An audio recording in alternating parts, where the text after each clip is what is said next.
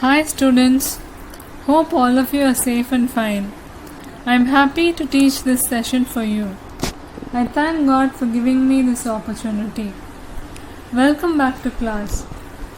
Today's topic is Categories of Computers and Computer Languages Part 7.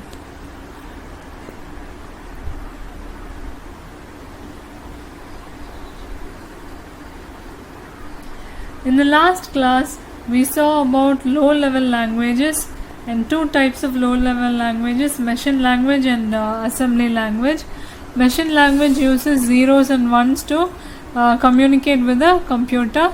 Assembly language uses alphabets to communicate with a computer. So I've just given a basic level of languages. So the first one is the hardware. The hardware is, everybody know what is a hardware. It is the main part in the computer.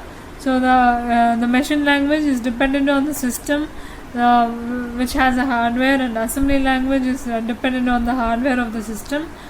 But high level language is not like that. It is the topmost language. So many there are a lot of high level languages. So some I have named some of them. Fortran, C, Pascal are some of the high level languages, very basic level of high level languages. So we'll see about high level languages in detail. You can just take a picture of this screenshot of this picture. Basic is the hardware, machine language, assembly language, high level language, and examples of high level language are Fortran, C and Pascal. So these are the basic level of high level languages, basic high level languages. So we'll see the about high level languages in detail. The high level languages are also called as third generation languages or HLL. The high level languages or third generation languages, or it is also called as HLL. Short form of high level language is HLL. The low level languages were computer dependent. Hence, this led to the development of a language which can run on any type of computer. So why was this high level language introduced or found? Because the low level languages, as I taught you in the last class, are dependent on the computer. So it was very difficult for them to run the program in some other language, some other system. It was if you write a program in one system, you were not able to write in the run it in another system. So it was very difficult for the programmers. So this led to the development of a language which was not dependent on the system. So that is called as high level languages. So this high level language can wherever you write it, in whichever system you write it, it can run in any system. So that is the advantage of high level language. As I told you, this is also called as HLL. The high level languages are similar to human languages. What is human language? For example, in mathematics, you have plus symbol, equal to symbol. So these are all human made symbols, human made languages. Everyone can understand what is a plus, what is an equal to, what is a minus. So everyone know what is a percentage. So all these are mathematical functions which are understood by humans. Same way, high level languages are also similar to human languages. It is easy to read and write. The first high level languages were designed in the year 1950s. So in the 1950s, the first high level language was designed. Some of the popular high level languages are C, C++, C#, Fortran, Java, Python. All these are some of the popular high-level languages. Even now we use C Sharp. In many IT companies, C Sharp is used still. So you also study C, C++ when you go to higher classes. So all these languages, high-level languages, are still being used.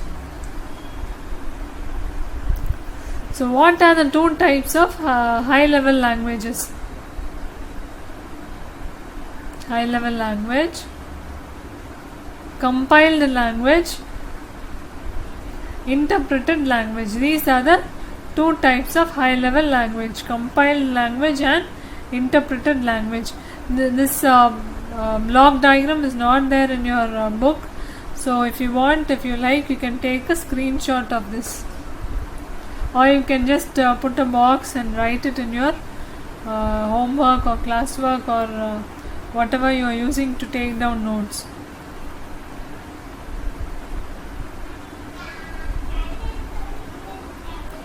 Features of high-level language. This high-level language is very, very user-friendly. Like your mobile, it is very user-friendly.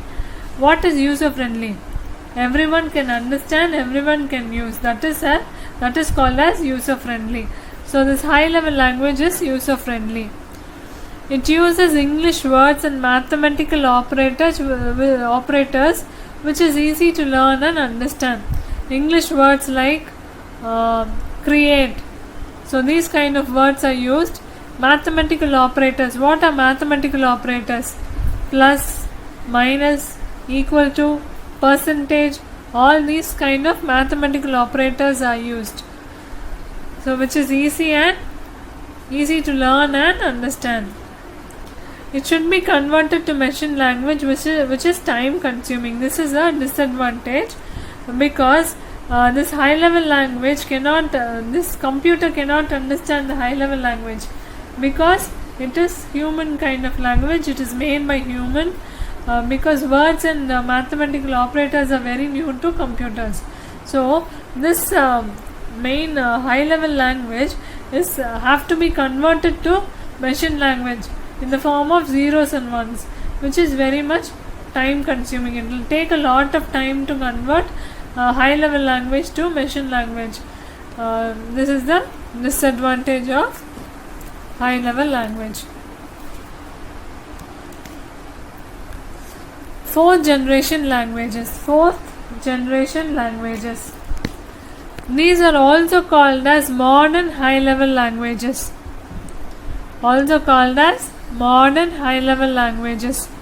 4GLs. What is 4GLs? Fourth generation. G for generation, L for language. This is designed to reduce overall time, effort and cost of software development. In the previous generation language I told you, it takes lot of time to convert from high level language to low level, that is machine language. So this was designed to reduce overall time, effort and cost of software development. Some popular 4GLs are PLSQL, it is a database. So SQL is a database. Fox Pro, Stata, Oracle is also a database, and VB. VB is Visual Basic. It is a front-end language. VB is used to write programs. If you ask your parents, they'll be knowing about Visual Basic. Some popular 4GLs are PLSQL, Fox Pro, Stata, Oracle and VB.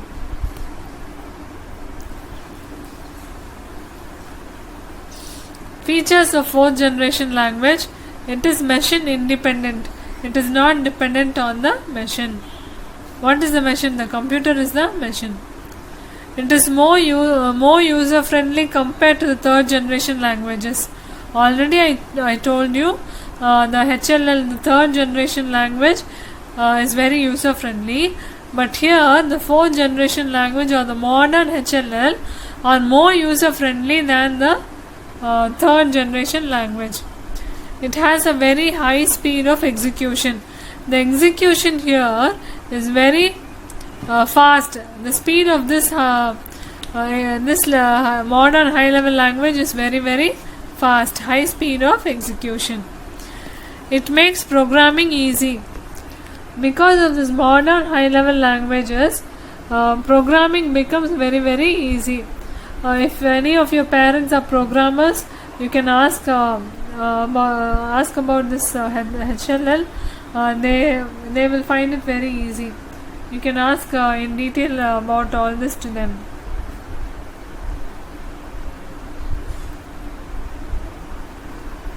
Artificial intelligence or fifth generation language. What is artificial intelligence?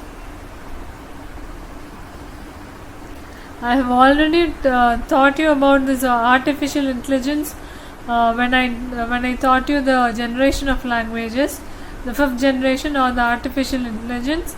So what is artificial intelligence?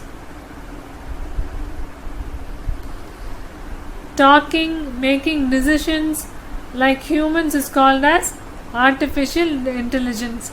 Same way, artificial intelligence is the technique in which the machine is made to think and make decisions like a human.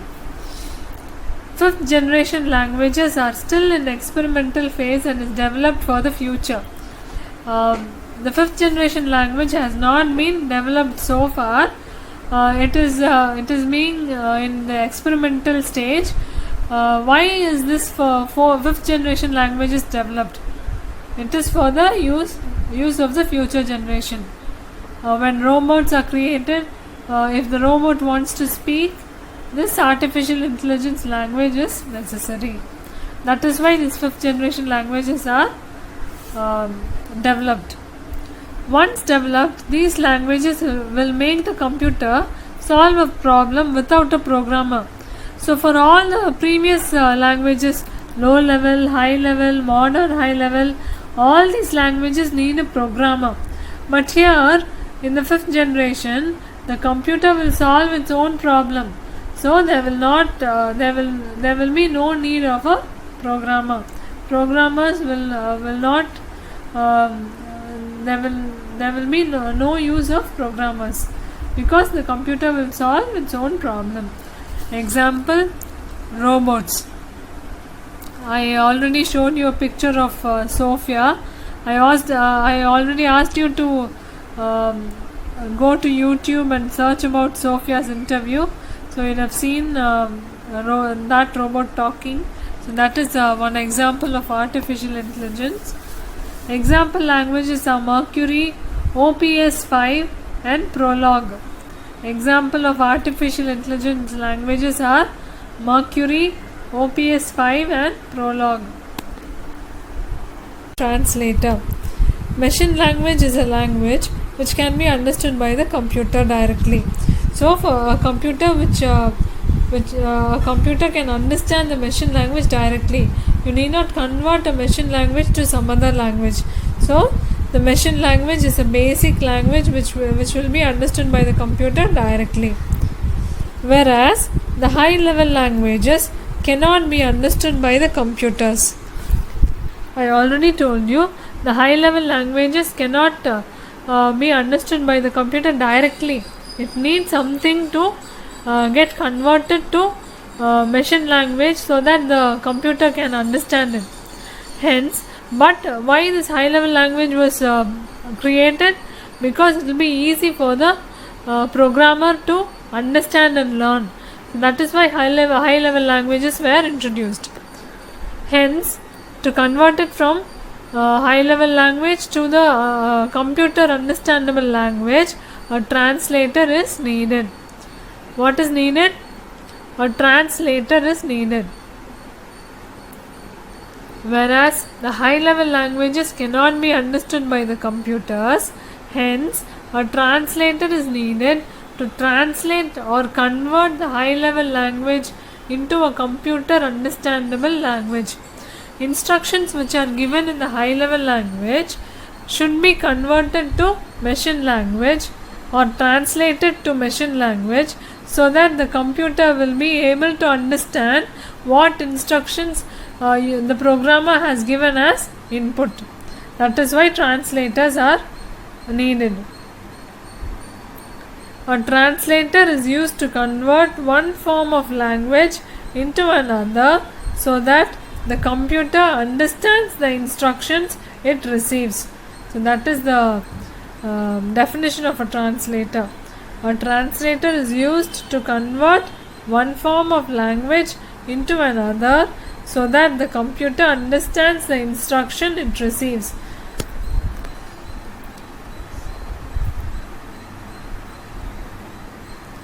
Working of a translator. I just drew a block diagram. I have created a block diagram so that you can understand what exactly the translator does. First is the source code. What is a source code? The high level language instructions or input is called as source code. Next is the translator. Here comes the work of the translator. What does it do? It translates high level language source code, translates it into machine code. What is the machine code? The machine code is the one which can be understood by the computer directly. So the source code is written in high level language. It is translated into machine code by the translator. Understand? Hope it is very easy to understand. Source code written in high level language. Why is written in high level language? Because it is easy for the programmer. Then it is translated into machine code using the translator. And this is the block diagram of working of that. This is how the translator works. Working of a translator. A program written in a high level language is called as the source code. I already explained this to you in the block diagram. A program written in a high level language is called as the source code. A program or instruction, both are same, which is written in HLL is called as source code. Source code is sent to a translator to convert into machine code. This source code is given to the translator. Why is it given? To translate it into machine code. Machine code is a converted code that the computer can easily understand. Machine code will be directly understood by the computer. Before the code is ready for execution, there is a process of checking for errors. Before this code is given to the computer or the translator, before the code is ready for execution, only after giving to the translator, the program gets ready for execution. But before that execution step, there is a process of checking for errors, because humans are very prone to errors. They make errors very easily. So there is a process of checking for errors. The translator checks for errors and then gives the program for execution to the system. The programmer can remove any errors detected in the source code. If suppose the translator finds any errors, it returns the code back to the programmer. The programmer locates the error and then all the mistakes are removed. He corrects the errors and then again sends it to the translator, and then the translator executes it, converts it as a machine code, and the computer executes it. So this is the working of a translator. In the early days, there was a language barrier between the computers and humans, because you have to use machine language to talk to the computers in binary codes. This was very slow, and every time when a general person wants to tell the computer to print something or to make a decision or to repeat an operation, he had to break every step into tiny machine codes. Same for the mathematician. and also for the businessmen who just wanted to do payrolls and make bills to his customers. But after a number of years, people began to realize that they were translating same functions into machine languages over and over again. So they started making a list of all the instructions and symbols and procedures they were using frequently, and they called it as high level languages. For example, BASIC, APL, and COBOL for businessmen.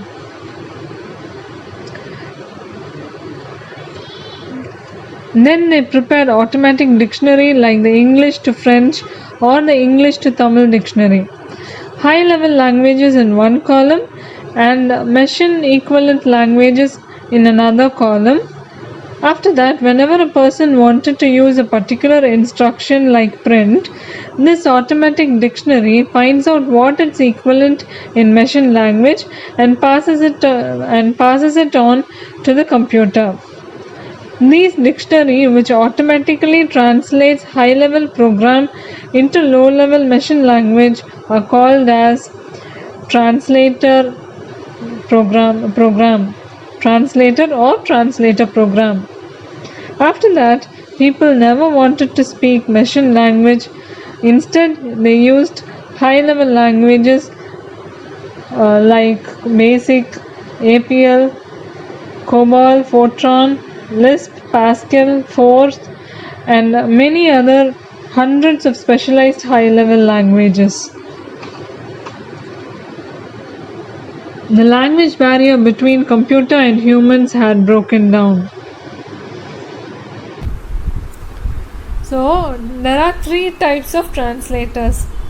One is the assembler, compiler, and interpreter. One is the assembler, compiler, interpreter.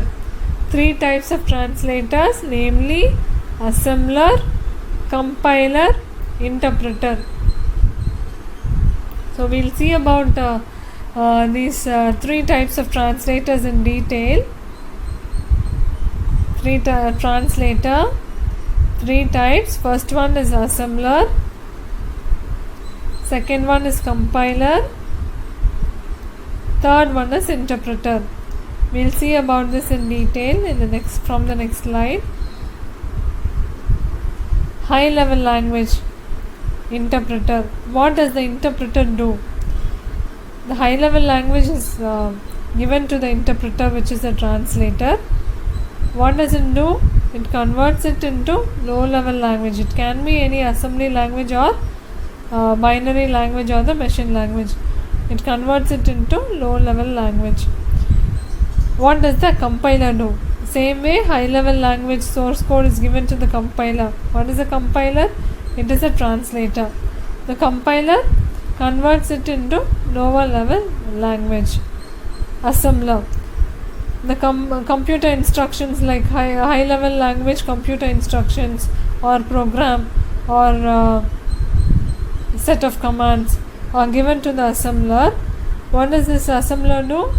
Converts it into binary machine language, zeros and ones.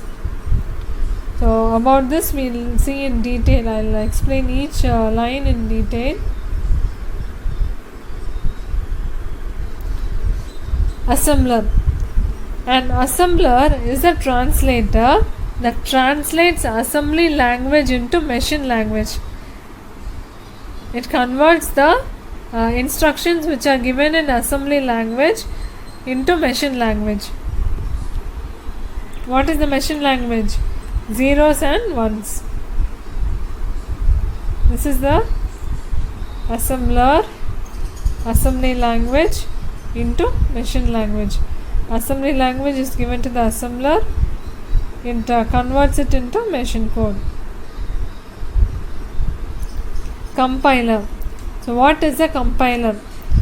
It is a translator that translates the program written in high level language into a low level language. It translates the entire program in one go the program will be maybe it may be in 10 lines, it may be in 100 lines. So what does this compiler do? As a whole, it converts the program into machine language.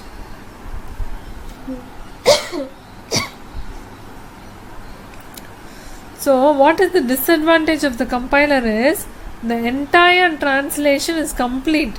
After that, the errors are detected by the compiler and then given to the programmer as the source code, given back to the programmer. So what does he has to do? He has to check the whole program, correct the errors, and then give back the corrected program to the compiler. Again, the compiler converts it into low level and sends it to the machine, the computer, so that it gets executed. High level language given to compiler. So before execution, there is a process checking for errors. Here compilation error is done. It is given back to the high level language to the programmer, and again he gives it to the compiler, and then it is converted to low level language for execution. This is not there in your book, so you have to draw it. You can draw it in a short form: HLL, compiler, LLL. LLL is the low level language. So give that arrow marks and draw it. I have just given this for your understand, so that you'll be very easy to understand, and everyone likes diagrams, so I've created this block diagram. Hope it is easy to understand. Next one is the interpreter. An interpreter is a translator that translates a program written in high level language into machine language. Same way like compiler, it translates the program written in HLL to machine language. It translates one line at a time and reports the error once it is encountered. For example, you have written a 10-line program. You are the programmer and you have written a 10-line program in HLL. The compiler, what does it do? It executes line by line. You have written start. Start is the first line of the program. There is no error. Then it goes to the second line. If suppose you have given some error in the second line, what does it do? Then and there, the second line is shown as error to the programmer. What does it do? What does the programmer do? Corrects the mistake then and there in that line and sends back to the compiler. What does the compiler do? Goes to the next line. If there is no error, then it goes to the next line. If there is error in the next line, again the programmer corrects that source code, and then it goes to the next line. So it is very easy for the programmer to correct the errors and send it to the interpreter. So that is the advantage of the interpreter. An interpreter is considered better than a compiler because it reports error line by line. What does the compiler do? It converts the whole program and then sends the error. But what does the interpreter do? It converts the what does the interpreter do? It translates the program line by line and reports the errors, so that it is easy for the programmer to correct the errors. So see, one line of high level source code is given to the interpreter. The interpreter shows the error is corrected and given to the interpreter. If suppose there is error in one line, the interpreter stops converting, and then it shows error report, and then the error is corrected by the programmer, given to the interpreter, then it goes to the next line. Finally, the output is temporary because line by line it corrects and gives the output line by line. then finally execution is done by the computer. This diagram is also not there in your book. If you want, you can take it down, or you can take a screenshot. If not, no problem. It is for your understanding.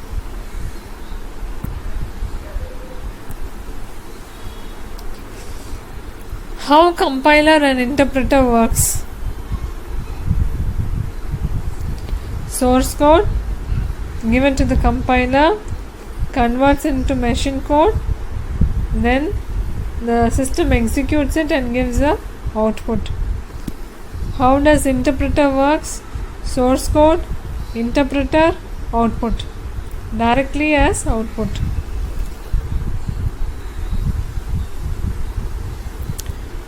Source code HLL given to the compiler converts it whole, the whole program is converted to machine code, then process of checking for errors is done, then the whole program is sent to the programmer corrects the errors and sends back the machine code, and the output is given. How does interpreter work? Source code given to the interpreter, line by line it translates, finds errors, line by line it is given to the programmer corrects it then and there, gives back to the interpreter, translates it into machine code, and then the execution is done and output is given. So that is how compiler works. This is how interpreter works. This also is not there. This diagram is not there in your book. Difference between compiler and interpreter. The compiler performs the translation as a whole, so it is quicker. As a whole, it translates. If there is no error, it will be given to the computer very quickly. If there is error, the programmer has to remove the errors, remove the mistakes, and give back to the compiler. It is very quick. It performs translation line by line, so it is slower. This is a drawback, because line by line it keeps on checking for errors and translates it, so it is slow. In the compiler, errors are reported after the entire program is translated, so the process of removing error becomes difficult and time consuming. This is the drawback of a compiler, because removing error becomes very difficult, and each error has to be located by the programmer, and then it should be corrected, so it is time consuming. Here it stops translation when the first error is met. When the interpreter finds the first error, then and there the translation stops. The programmer corrects the errors. It is easy and very quick to correct the errors when interpreter is used. So example of compiler using programming languages are C, C++. These two uses compilers. There is a typing mistake here. C, after that C there is a, so you have to remove the A. There is no A here. So C and C++ uses compilers. So example of programming language which uses interpreters are BASIC, Python, Ruby. All these three high level languages uses interpreters as translators.